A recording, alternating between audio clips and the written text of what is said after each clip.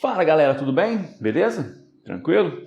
Bom, eu sou o professor Elton, hoje vamos finalizar aí o plano de estudo tutorado do segundo ano do ensino médio.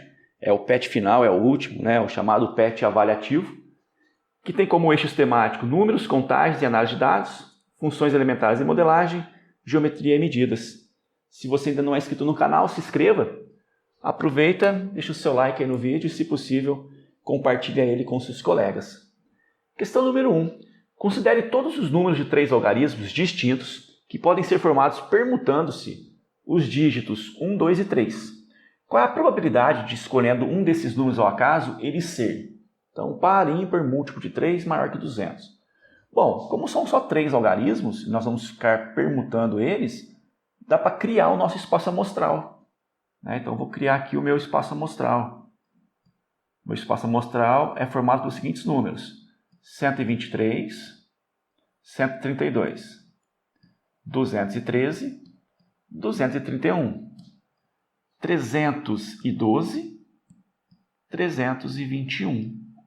Então, esse é o meu espaço amostral. Então, nós temos aí 6 elementos, né? Vou colocar aqui, ó, número de elementos do meu espaço amostral, 6. No item A, eu quero saber qual que é a probabilidade de eu escolher um número e ele ser par.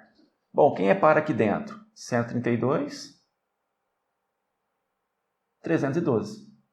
Então, eu tenho duas chances, chamar de evento A, eu tenho duas chances em 6 de sair um número par. Simplificando por 2, 1/3. E de sair um número ímpar? Bom, o número ímpar é o que falta para o 100%, né? Eu poderia pensar, se são 2 pares, são 4 ímpares. Simplificando por 2, 2/3. Item C, um múltiplo de 3. Então, a probabilidade de sair um múltiplo de 3. Bom, você lembra qual que é o critério de divisibilidade por 3? Para saber se um número é múltiplo de 3, é só verificar a soma de seus algarismos. E a soma de seus algarismos tem que ser um número múltiplo de 3. Se eu somar 1 mais 2 mais 3, isso dá 6. E 6 é múltiplo de 3. Então, isso quer dizer que todos os números aqui são múltiplos de 3, porque todos eles, a soma é igual a 6. Então, a probabilidade de sair um múltiplo de 3 é 6 em 6, ou seja, 100%. Item D, a probabilidade de sair um número maior que 200. Bom, maior que 200, eu tenho aqui 213, 231, 312, 321. Então, eu tenho 4 chances em 6, simplificando por 2, 2/3. Então, essa foi a questão número 1. Dando sequência no nosso PET avaliativo. Questão número 2. A bandeira de um estado é formada por 5 faixas, A, B, C, D e E, dispostas conforme a figura. Então, está aí a bandeira do estado. Deseja-se pintar cada faixa com uma das cores verde, azul ou amarelo, de tal forma que as faixas adjacentes, ou seja, as faixas vizinhas, não sejam pintadas com a mesma cor. O cálculo do número de possibilidades distintas de pintar essa bandeira com a exigência acima é... Então vamos lá, só vou começar a pintar a parte A. Eu tenho o verde, o azul, o amarelo. Então eu tenho 3 opções de cores. Pode ser verde, azul ou amarelo. Aí na hora que eu chego na faixa B, eu não tenho mais 3 opções de cores, porque eu não posso usar a cor que foi utilizada no A. Então aqui vão restar 2 cores. Esse aqui foi verde, aqui só pode ser azul ou amarelo. E na hora que eu chego no C, a cor que eu vou pintar a faixa C tem que ser diferente da A e tem que ser diferente da B. Então só sobra uma cor, porque eu já usei 2 cores, então aqui vai sobrar uma cor. Beleza? Aí eu chego na faixa D. Agora é hora de pintar a faixa D. Ela tem que ser diferente da C e tem que ser diferente da A. Resumindo, ela tem que ser igual a B. Ou você pode pensar assim, tem 3 cores? Beleza. Usei uma na A, uma na C. Só sobrou uma para a faixa D. E agora a faixa E e última, ela tem que ser diferente da D. Então se a D, por exemplo, fosse um verde, a E pode ser azul ou amarelo. Então aí tem 2 possibilidades. Então, o cálculo fica 3 vezes 2 vezes 1, vezes 1, vezes 2. Aí é só analisar as alternativas e verificar se eu consigo encaixar em algum lugar. E nesse caso a gente consegue encaixar aí na alternativa letra... Na B, né? Na B a gente consegue encaixar, tá igualzinho. Então essa foi a questão 2. Questão 3. São dados 4 números x, y, 4 e 6, nessa ordem. Sabendo-se que os 3 primeiros estão em uma PA e os 3 últimos numa PG, determine x e y. Então ele fala que os 3 primeiros formam uma PA. Então tá aqui, ó, PA, x, y e 4. E os 3 últimos formam uma PG, que seria y, 4 e 6. Bom, o que é uma PA, né? Uma PA é uma sequência que ela aumenta sempre somando um número fixo. E a PG é uma sequência que sempre aumenta multiplicando um número fixo. Então, como que eu faço para descobrir a razão das duas, né? Por exemplo, para eu descobrir a razão da PA, basta pegar o segundo termo, que é o y, e subtrair o primeiro. Então, basta fazer y menos x. Né? A razão é só fazer o segundo termo menos o primeiro. Ou eu posso fazer o terceiro termo menos o segundo. Porque essa diferença tem que ser constante. No caso, tem que ser a razão. Então, tá aí. Para descobrir o valor da razão, eu faço y menos x ou 4 menos y. Só que essas duas razões são iguais, porque o valor tem que ser constante. Então, eu posso falar que y menos x é igual a 4 menos y. Só que deu para perceber que eu não vou conseguir chegar em nenhum lugar, né? Porque tem duas letras, então agora eu vou analisar a PG. Bom, a PG ela cresce sempre multiplicando por um número fixo. Então, se eu quero descobrir a razão, que a gente chama de Q, é só pegar o segundo termo e dividir pelo primeiro. Ou eu posso pegar o terceiro termo e dividir pelo segundo.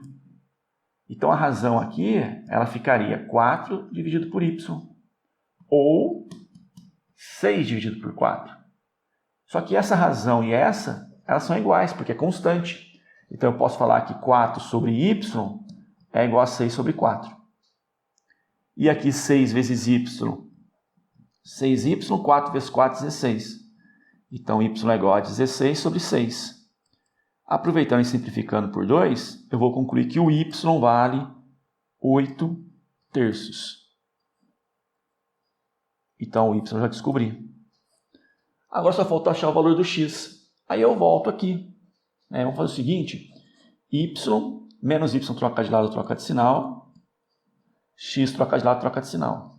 Y mais y, 2y é igual a 4 mais x. Só que o y eu sei que vale 8 terços. O 4 troca de mesmo, troca de sinal, e isso é igual a x. Então, 2 vezes 8, 16, sobre 3, menos 4 igual a x. Aí é só tirar o mínimo múltiplo comum, né? Então, eu vou dizer o seguinte, vou colocar assim, ó, x é igual a 16 sobre 3, menos 4. Tirando o mínimo múltiplo comum, que é o próprio 3. 3 dividido por 3 dá 1. 1 vezes 16 dá 16. 3 dividido por 1 dá 3. 3 vezes 4 dá 12. Então, o nosso x aqui vai ser igual a 4 terços.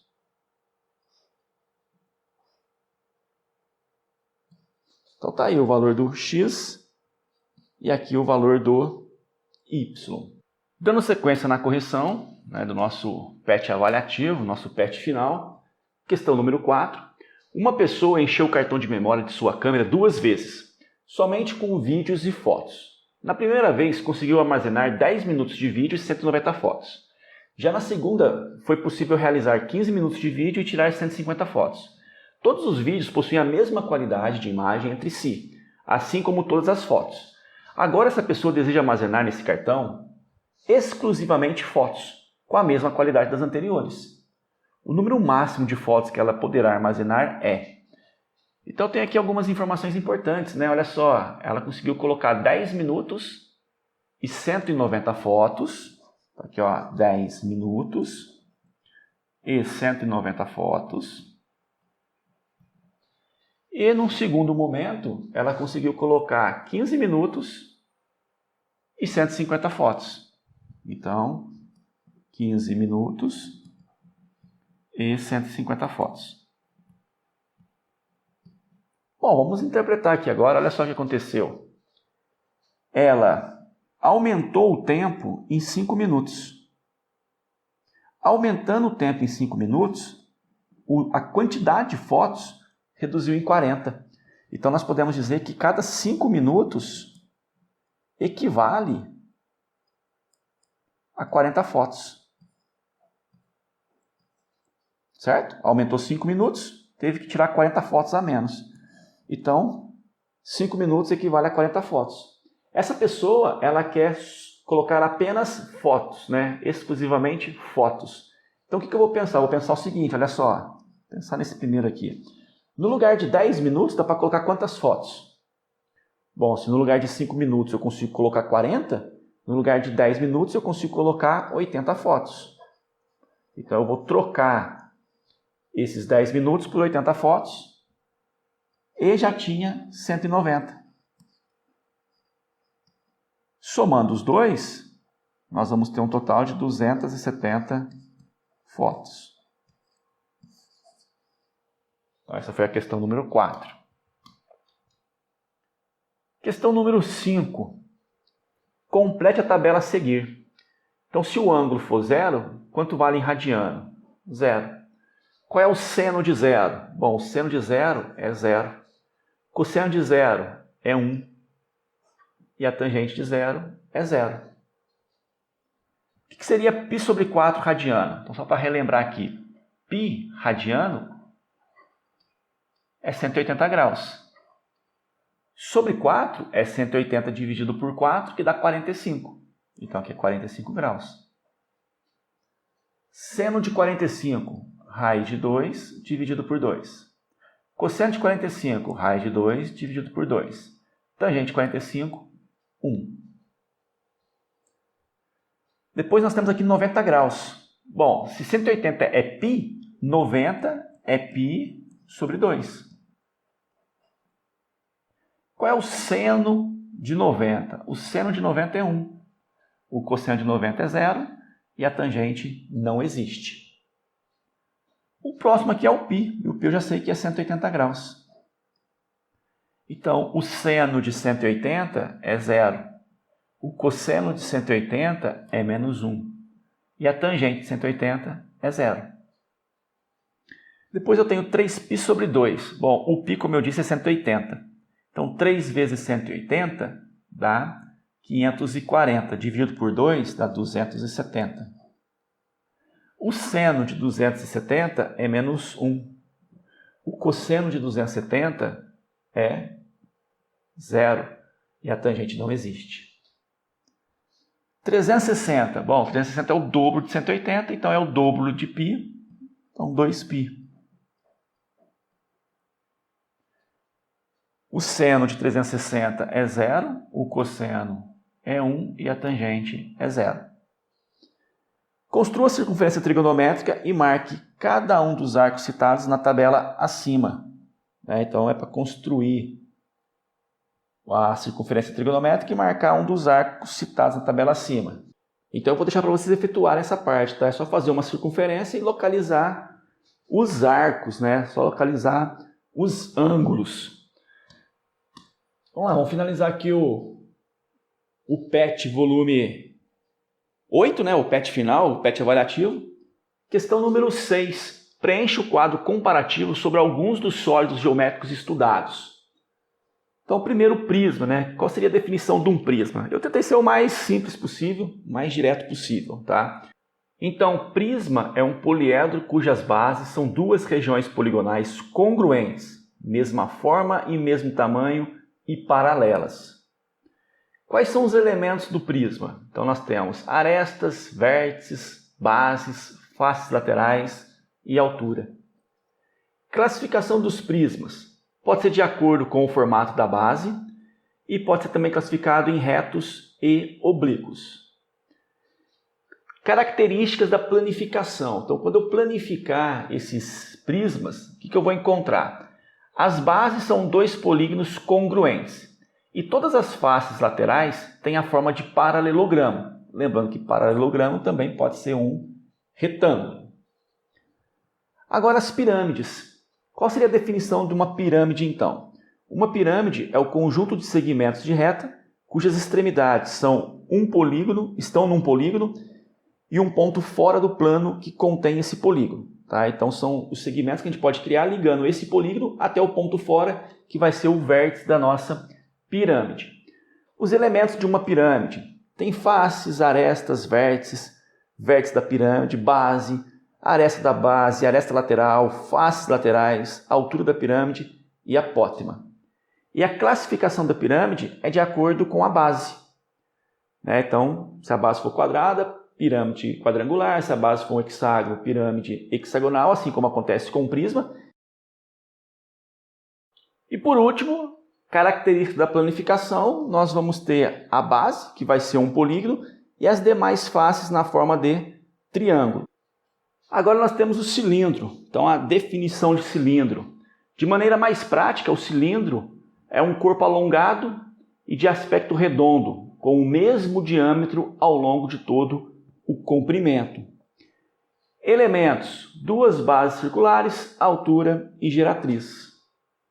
Classificação: pode ser um cilindro reto ou um cilindro oblíquo. E a planificação, nós vamos ter dois círculos e um retângulo.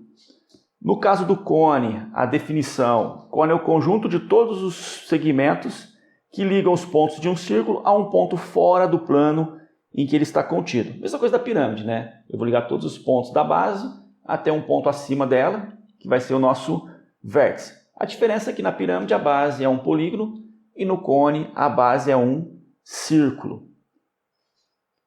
Os elementos: base, eixo, vértice, altura e raio. Podem ser também classificados em reto ou oblíquo. E a planificação, nós vamos ter um círculo e um setor circular. E agora é a hora da autoavaliação. É nesse momento que você vai pegar aí algumas afirmações e vai assinalar elas com sim, não ou em partes. A sinceridade, ela vai ser muito importante. Se você aprendeu o conteúdo, você marca sim.